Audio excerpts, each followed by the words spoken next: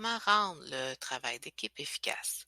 Eh bien, je vous suggère de proposer à chaque membre de l'équipe un rôle différent. Nous avons tous rêvé d'une équipe dynamique et collaborative où chacun donne ses idées, écoute les autres et construise ensemble. Comment mettre les conditions idéales pour que cela se produise?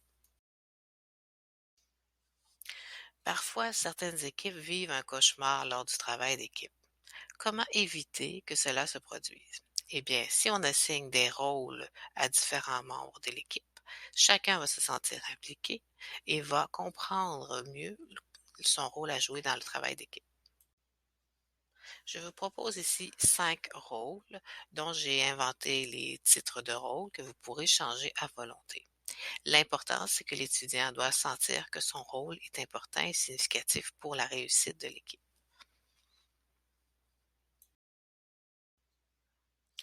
Le rôle du gardien du temps est simple, il doit respecter l'horaire. Si vous préparez par exemple 5 activités de 10 minutes ou 4 activités de 15 minutes, alors il aura un rôle à jouer très important, c'est de respecter le temps pour chaque résolution de problème. Le guide joue un peu le rôle d'un président dans un comité quelconque. Il doit s'assurer que chaque personne a son droit de parole, qu'il a l'avis de tout le monde avant que les décisions soient prises.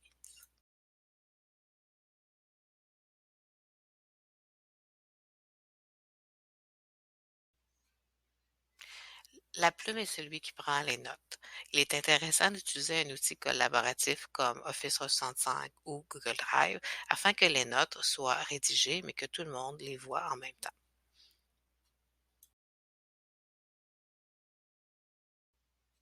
Le porte-parole est celui qui pose des questions aux enseignants et qui répond aux questions lors des plénières. De plus, ce rôle permet d'assurer que tous les étudiants du même groupe se sont posé la question avant de poser la question à l'enseignant. L'enseignant ne répond plus à 36 étudiants, mais bien à 6 équipes. Le gardien des clés devient la référence au niveau des outils numériques. C'est lui qui saura où aller chercher l'activité dans Moodle, comment créer le Word Online pour les notes ou comment partager un dossier pour que toute l'équipe voit toutes les informations. Vous pouvez aussi inventer des rôles, en combiner 2 ensemble pour en faire un seul, en ajouter un sixième pour une équipe de 6.